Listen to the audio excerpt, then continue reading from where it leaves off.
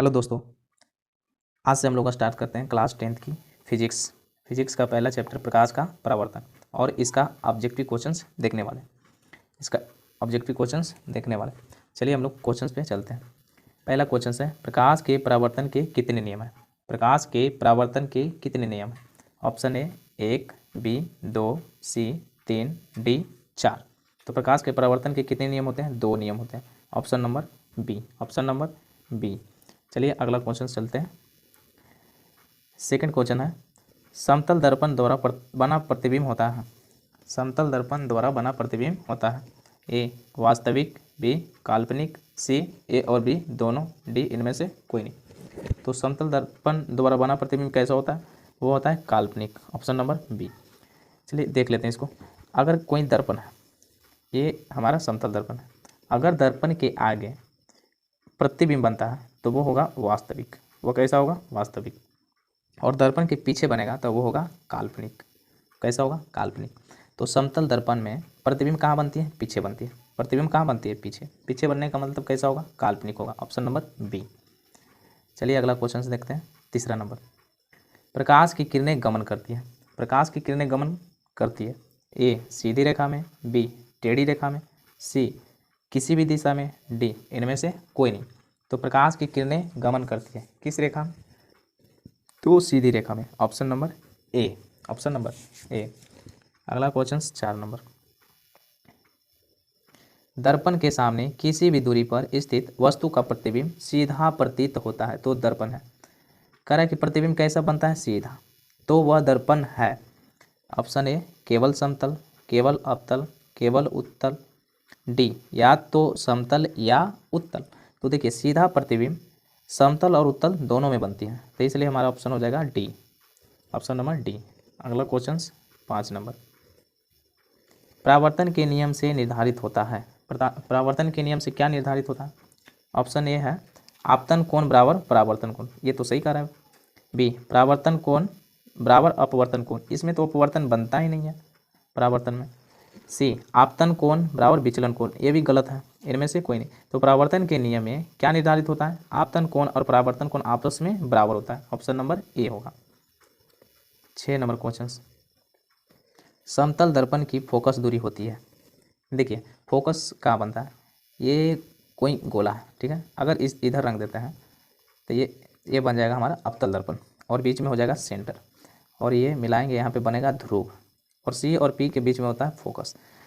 तो भैया ये फोकस बना कब? जब ये किसी गोले का भाग था, इसका सेंटर बना, और पी सेंटर और ध्रुव के बीच में फोकस बना। अगर हम समतल बनाते हैं तो क्या ये किसी गोला का भाग होगा?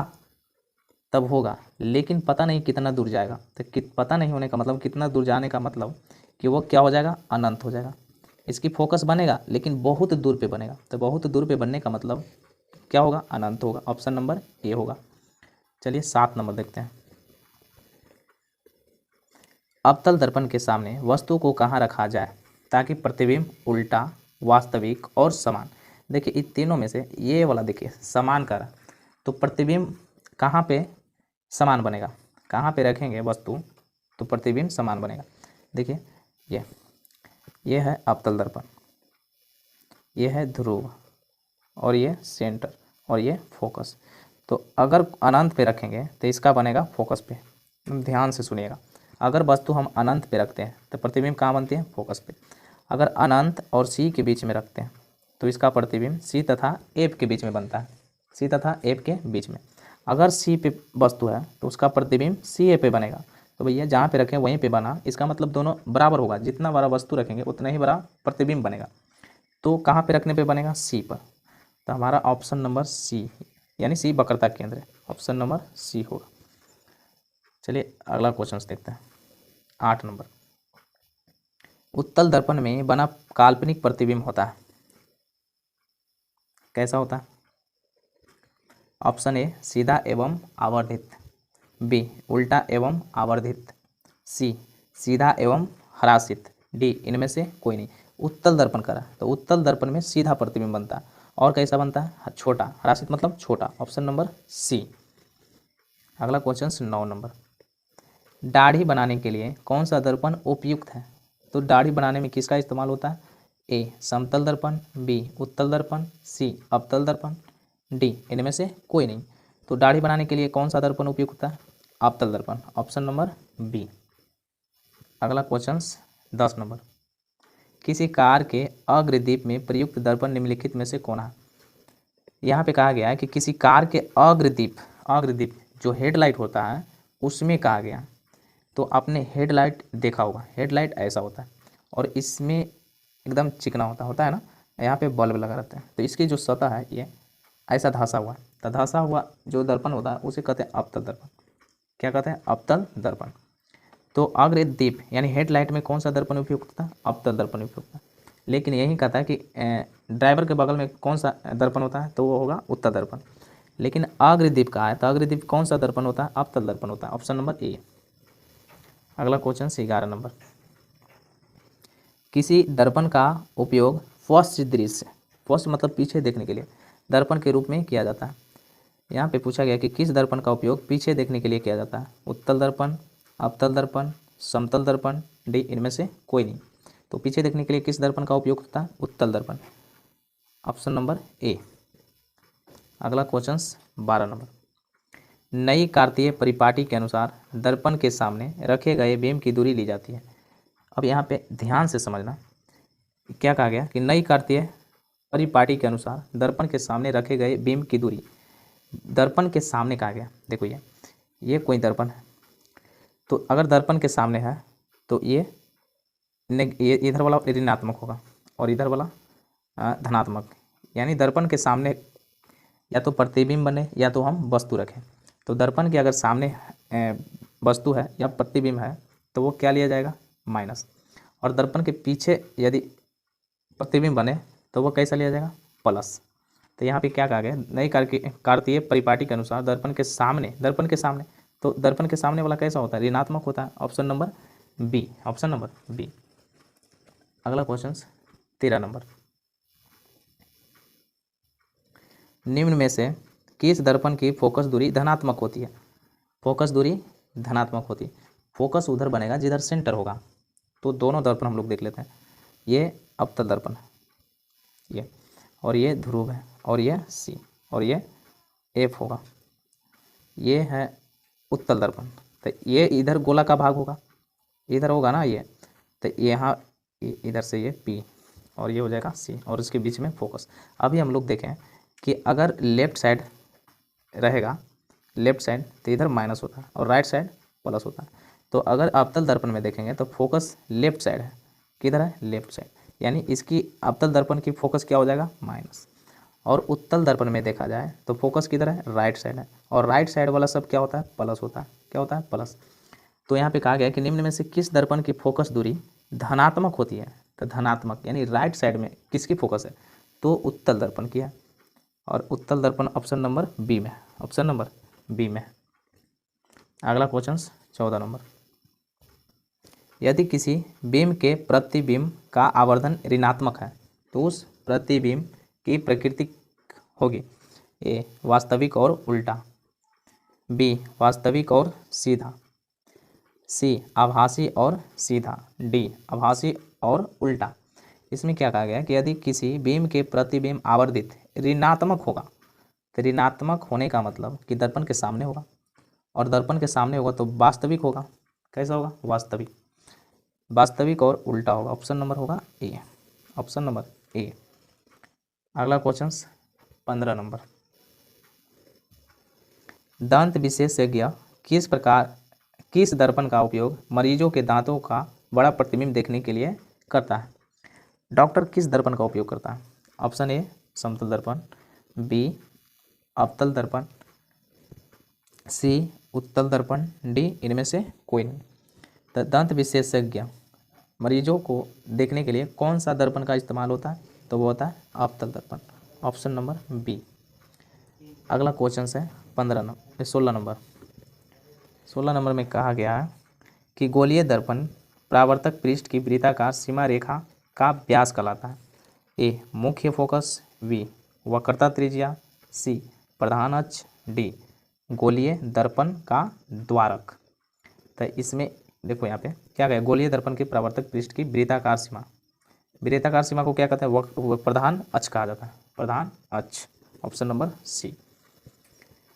अगला क्वेश्चन 17 नंबर, निम्नलिखित में से कौन उत्तल दर्पण की फोकस दूरी है जिसकी वक्रता त्रिज्या 32 सेंटीमीटर है? Option A 8 centimetre, B -8 centimetre, C +16 centimetre, D -16 centimetre. अब यहाँ कहा गया उत्तल दर्पण, तो उत्तल दर्पण की क्या कहा गया? फोकस दूरी ना, तो उत्तल दर्पण में फोकस क्या होता है? प्लस, और ये दिया है त्रिज्या, तो एफ बराबर r/2 होता है ना। तो त्रिज्या कितना दिया है? 32/2, कटेगा ये 16 बार में, कितना बार में? 16 बार में। और कहा गया उत्तल दर्पण, तो उत्तल दर्पण का मतलब प्लस होगा, प्लस कितना? 16 सेंटीमीटर। ऑप्शन नंबर सी, 17 के सी। अगला क्वेश्चन 18 नंबर, हजामत के लिए किस दर्पण का उपयोग होता है? ए अवतल दर्पण, बी उत्तल दर्पण, सी समतल दर्पण, डी इनमें से कोई नहीं। यहाँ पे हजामत के लिए कहा गया, हजामत के लिए कौन सा दर्पण इस्तेमाल होता है? अवतल दर्पण। Option number A. अगला क्वेश्चन 19 नंबर, काल्पनिक प्रतिबिंब होता है, काल्पनिक प्रतिबिंब कैसा होता है? सीधा होता है, उल्टा होता है, ए और बी दोनों, डी इनमें से कोई नहीं। काल्पनिक प्रतिबिंब देखिए, समतल दर्पण में कैसा प्रतिबिंब बनता है? काल्पनिक। समतल दर्पण का एक अच्छा उदाहरण आईना है, ऐनक। तो आईना में जब हम लोग चेहरा देखते हैं तो क्या उसमें उल्टा बनता है कि सीधा बनता है? तो भैया उसमें सीधा बनता है। तो काल्पनिक प्रतिबिंब कैसा होता है? सीधा होता है। Option number A, option number A. अगला क्वेश्चन 20 नंबर, गोलीय दर्पण की फोकस एवं वक्रता त्रिज्या के बीच संबंध है। तो गोलीय दर्पण में वक्रता त्रिज्या के बीच संबंध है। तो ए बराबर क्या होता है? r/2, ए बराबर r/2। ऐसा ऑप्शन में कहीं नहीं है, ऐसा ऑप्शन में कहीं है नहीं है। तो इसी को हम क्या करते हैं कि 2 से f में गुणा कर देते हैं, 2f बराबर r, तो r बराबर 2f। ऑप्शन नंबर कौन हो जाएगा? ए, ऑप्शन नंबर ए। अगला क्वेश्चन 21 नंबर, किसी बीम का अवतल दर्पण द्वारा बना प्रतिबिंब आभासी, सीधा तथा बड़ा पाया गया, वस्तु की स्थिति कहाँ होनी चाहिए? अब ये क्या कर रहा है कि बीम का अवतल दर्पण द्वारा, अवतल दर्पण तो है, बना प्रतिबिंब आभासी, आभासी है, सीधा है तथा बड़ा है, आभासी, सीधा तथा बड़ा। तब आभासी और सीधा बड़ा बनने के लिए हमें कहाँ वस्तु रखना होगा? यही कहा गया ना, ये ध्रुव होगा और ये होगा वक्रता केंद्र और ये हो जाएगा फोकस। तो कहाँ पे रखेंगे? तो आभासी, सीधा तथा बड़ा बनेगा। तो इसमें कहाँ पे रखेंगे? फोकस और ध्रुव के बीच। फोकस और ध्रुव के बीच रखने पर इसका प्रतिबिंब दर्पण के पीछे बनेगा। कहाँ बनेगा? दर्पण के पीछे, और बड़ा बनेगा और सीधा बनेगा। बड़ा भी बनेगा और कैसा बनेगा? सीधा भी बनेगा। और पीछे रहने का मतलब काल्पनिक, काल्पनिक को ही क्या कहते हैं? आभासी। तो ऑप्शन नंबर डी होगा, ऑप्शन नंबर डी, दर्पण के ध्रुव तथा मुंह के फोकस के बीच, ध्रुव तथा मुंह के फोकस के बीच। अगला क्वेश्चन 22 नंबर, किस दर्पण में दूर की वस्तु का प्रतिबिंब सदैव सीधा बनता है? कैसा बनता है? सदैव सीधा। केवल अवतल, केवल उत्तल, केवल समतल, या तो समतल अथवा उत्तल। तो सदैव सीधा, ये तो एक और क्वेश्चन देख चुके हैं पहले। तो सदैव सीधा कहने का मतलब किस किस में बनता है? तो समतल में बनता है और उत्तल में। ऑप्शन नंबर डी, सीधा समतल और उत्तल दोनों में बनता है। अगला नंबर 23, अवतल दर्पण की फोकस दूरी होती है, देखिए अवतल दर्पण की फोकस दूरी होती है ये, तो ये दर्पण है और दर्पण के लेफ्ट साइड आया, कितना है? Left side. लेफ्ट साइड आने का मतलब माइनस होगा, कैसा होगा? माइनस। और राइट साइड आने का मतलब प्लस होगा।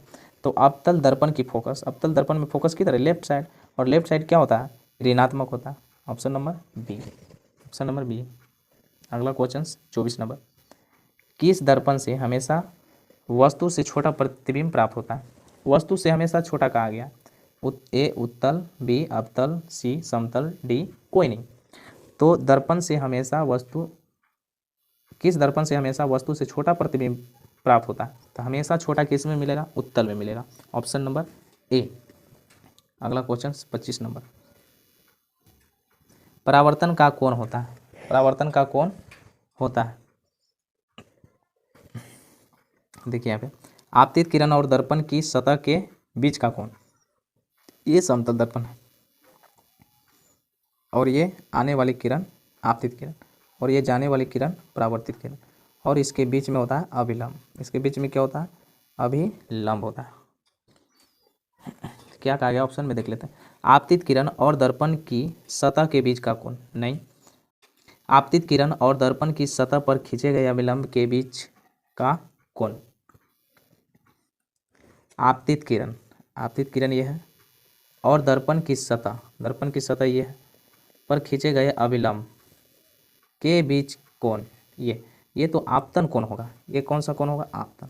लेकिन यहाँ पे कहा गया परावर्तन का कोण, सी देख लेते हैं, परावर्तित किरण और दर्पण की सतह के बीच का कोण, परावर्तित किरण और दर्पण की सतह के बीच का कोण, ये नहीं होगा। डी, परावर्तित किरण और दर्पण की सतह पर खींचे गए अभिलंब के बीच का कोण, परावर्तित किरण, ये परावर्तित किरण है और दर्पण की सतह पर खींचे गए अभिलंब ये है, तो इसी बीच के कोण को क्या कहते हैं, परावर्तन कोण, आर से इसको डिनोट करते हैं। तो ऑप्शन नंबर हमारा हो जाएगा डी, ऑप्शन नंबर डी। चलिए अगला क्वेश्चन देखते हैं 26 नंबर, निम्नलिखित में किस दर्पण द्वारा किसी वस्तु का आभासी प्रतिबिंब प्राप्त किया जा सकता है, कैसा प्रतिबिंब, आभासी, ए केवल समतल दर्पण द्वारा, बी केवल उत्तल दर्पण द्वारा, डी उपर्युक्त तीनों प्रकार के दर्पण द्वारा। क्या कहा गया यहाँ पे, आभासी कहा गया, तो आभासी हमें तीनों प्रकार के दर्पण से प्राप्त हो सकते हैं, ऑप्शन नंबर डी। अगला 27, निम्नलिखित में किस दर्पण द्वारा किसी वस्तु का वास्तविक प्रतिबिंब मिल सकता है, वास्तविक प्रतिबिंब कहा गया, समतल दर्पण द्वारा, इसमें तो काल्पनिक बनता है, बी अवतल दर्पण द्वारा, हाँ इसमें वास्तविक मिलता है, सी उत्तल दर्पण द्वारा, नहीं इसमें काल्पनिक मिलता है, तीनों दर्पण द्वारा, तो इसमें क्या होगा, क्या करा, वास्तविक केवल हमें अवतल दर्पण में प्राप्त होती है, ऑप्शन नंबर बी। अगला क्वेश्चन 28 नंबर, वस्तु से छोटा और आभासी प्रतिबिंब इनमें किस दर्पण से प्राप्त होता है, वस्तु से हमेशा छोटा कहा गया है, समतल दर्पण में, नहीं इसमें तो बराबर प्राप्त होते हैं, बी अवतल दर्पण से, सी ए और बी दोनों, डी उत्तल दर्पण से, तो केवल हमें छोटा प्रतिबिंब कहाँ प्राप्त होती है, उत्तल दर्पण में होती है, option number D. 29 number question, निम्नलिखित में किसके द्वारा एक बिंदु स्रोत से समानांतर किरण पुंज मिल सकता है, समानांतर कहा गया, समानांतर किरण पुंज ऐसा होता है, तो समानांतर किरण पुंज मिल सकता है किससे, ए अवतल दर्पण, बी उत्तल दर्पण, सी ए और बी दोनों, डी इनमें से कोई नहीं, तो इसका ऑप्शन हो जाएगा ए, ऑप्शन नंबर ए, समानांतर किरण पुंज किससे मिलती है, अवतल दर्पण से।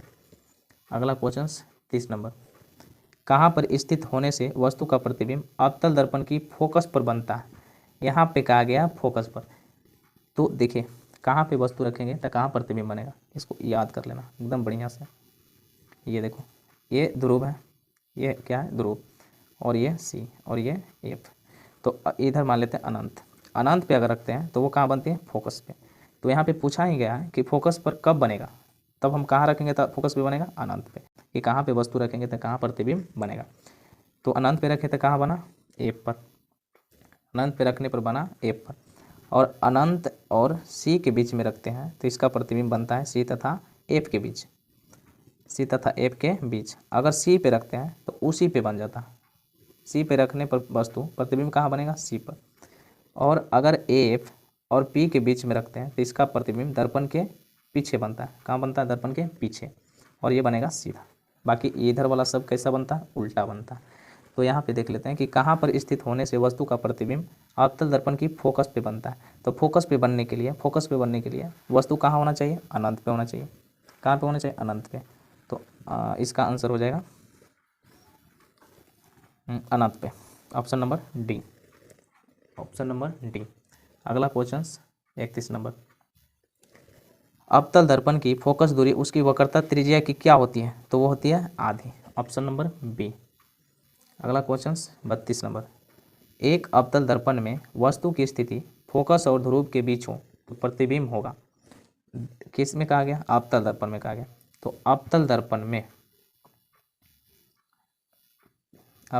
में वस्तु की स्थिति फोकस और ध्रुव के बीच है, ये फोकस और ध्रुव के बीच है। तो क्या कह रहे, ध्रुव के बीच हो तो प्राप्त प्रतिबिंब होगा। तो इस यहाँ पे रखने पर प्रतिबिंब दर्पण के कहाँ बनती है, पीछे। और पीछे बनने का मतलब ये कैसा हो जाएगा, काल्पनिक होगा। कैसा होगा, काल्पनिक। काल्पनिक को आभासी भी कहा जाता है। क्या कहा जाता है, आभासी। और बनेगा आभासी तो बनेगा ही, और कैसा बनेगा, बड़ा भी बनेगा। आभासी के साथ साथ कैसा बनेगा, बड़ा भी। तो ऑप्शन नंबर सी। अगला क्वेश्चन 33, मोटर गाड़ी के चालक के सामने यानी ड्राइवर के सामने कौन सा दर्पण होता है। ए समतल, बी उत्तल, सी अवतल, डी एक पतला लेंस। तो मोटर गाड़ी के चालक यानी ड्राइवर के सामने कौन सा दर्पण होता है, तो ये होता है उत्तल दर्पण। Option number B, option number B. अगला क्वेश्चन 34 नंबर, अप्रदीप्त वस्तु निम्नलिखित में से कौन है।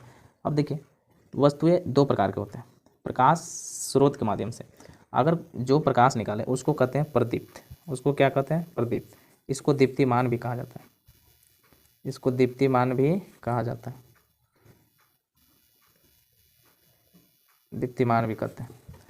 और वैसे वस्तुएं जिससे प्रकाश उत्सर्जित नहीं होता है उसको कहते हैं अप्रदीप्त। उसको क्या कहते हैं, अप्रदीप्त। तो यहाँ पे हमसे पूछ रहा है अप्रदीप्त वस्तुएं। ए में है चांद, बी सूर्य, सी तारे, डी इनमें से कोई नहीं। तो अप्रदीप्त करने का मतलब जिससे प्रकाश नहीं निकलता हो। ए में है चांद, देखो बी से तो प्रकाश निकलता है तो ये हमारा अप्रदीप्त नहीं होगा, ये होगा प्रदीप्त। तारे से भी प्रकाश निकलते हैं ये, इसलिए ये क्या हो जाएगा, प्रदीप्त। चांद से प्रकाश नहीं निकलता, चांद का अपना प्रकाश है ही नहीं। ये किससे चमकता है, सूर्य से। सूर्य की लाइटें पड़ती है चांद पे तब जाके चांद चमकता है, चांद का अपना प्रकाश नहीं है, इसलिए अप्रदीप्त वस्तु कौन होगा, चांद। Option number A. 35 नंबर, निम्नलिखित में से पारभासी पदार्थ है। पारभासी देखो, एक होता है पारदर्शी, एक होता है पारदर्शी, एक होता है अपारदर्शी, अपारदर्शी, एक होता है पारभासी। पारदर्शी उसे कहते हैं जिससे प्रकाश आसानी से पार कर जाए, जैसे में कांच, हवा, शीशा, पानी, ये सब कैसा पदार्थ है, पारदर्शी। अपारदर्शी जिससे प्रकाश पार नहीं कर पाता है, जैसे लकड़ी, ईंट, पत्थर, ये सब क्या हो जाएगा, अपारदर्शी। पारभासी जिससे प्रकाश आंशिक रूप से पार करता है यानी थोड़ा थोड़ा पार करता है, तो उसे कहा जाता है पारभासी। उसे क्या कहते हैं, पारभासी। ऑप्शन नंबर ए हवा, बी पानी, सी खून, डी इनमें से सभी। इनमें से सभी पारभासी पदार्थ नहीं है, इनमें से केवल खून है। अगर खून से प्रकाश भेजा जाए तो आंशिक रूप से पार करेगा यानी थोड़ा थोड़ा, इसलिए खून कैसा पदार्थ है, पारभासी। अगला क्वेश्चन 36 नंबर, प्रकाश की किरणों के समूह को कहते हैं, प्रकाश की किरणों को समूह को क्या कहते हैं, किरण पुंज कहते हैं। Option number B. अगला क्वेश्चन 37 नंबर, सोलर कुकर में प्रयोग किया जाता है, ए अवतल दर्पण, बी समतल दर्पण, सी उत्तल दर्पण, डी इनमें से सभी।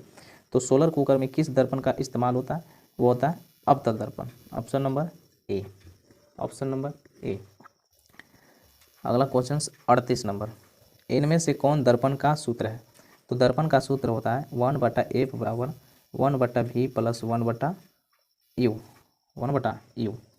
तो ऐसा ऑप्शन किस में है, 1/f बराबर 1/v प्लस 1/u, ऐसा ऑप्शन है ए में, ऐसा ऑप्शन ए में, आंसर ए।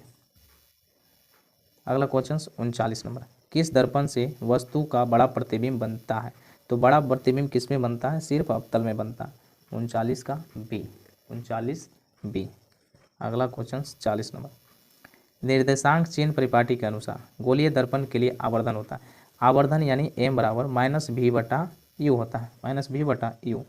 तो ऑप्शन नंबर डी, आवर्धन का फॉर्मूला क्या होता है, m बराबर -v/u। ऑप्शन नंबर डी, 40 का डी। अगला क्वेश्चन 41 नंबर, वस्तु से छोटा प्रतिबिंब बनता है, ए अवतल दर्पण, बी उत्तल दर्पण, सी समतल दर्पण, डी अवतल एवं उत्तल दर्पण। तो वस्तु से छोटा प्रतिबिंब किस किस में बनेगा, तो अवतल और उत्तल दोनों में बनेगा। Option number D. अगला क्वेश्चन 42 नंबर, सर्च लाइट का परावर्तक सतह होता है, सर्च लाइट का परावर्तक सतह होता है। तो ये ऐसा इसकी जो सतह है वो धंसा हुआ, और जिसकी परावर्तक सतह धंसा हुआ रहता है उसको कहते हैं अवतल दर्पण। क्या कहते हैं? अवतल दर्पण कहते हैं। तो सर्च लाइट की परावर्तक सतह कैसा होता है? धंसा होता है, तो इसलिए इसको क्या कहेंगे? अवतल दर्पण, अवतल दर्पण। अगला क्वेश्चन 43 नंबर, प्रतिबिंब का आकार हमेशा वस्तु के बराबर है, हमेशा क्या है? वस्तु के बराबर, तो दर्पण होगा, दर्पण होगा उत्तल दर्पण, अवतल दर्पण, समतल दर्पण, समतल या उत्तल, समतल या उत्तल। तो हमेशा बराबर प्रतिबिंब बनता है किसमें? समतल में। अगला क्वेश्चन 44 नंबर, उत्तल दर्पण की फोकस दूरी होती है, उत्तल दर्पण ऐसा होता है उठा हुआ, और इसका सेंटर इधर होगा, तो सेंटर और पी के बीच में क्या बनता है? फोकस। तो इसका जो उत्तल दर्पण है इसका फोकस राइट साइड है, राइट साइड आने का मतलब प्लस, लेफ्ट साइड आने का मतलब माइनस, तो राइट साइड आने का मतलब ये कैसा हो जाएगा? धनात्मक हो जाएगा। Option number A, option number A.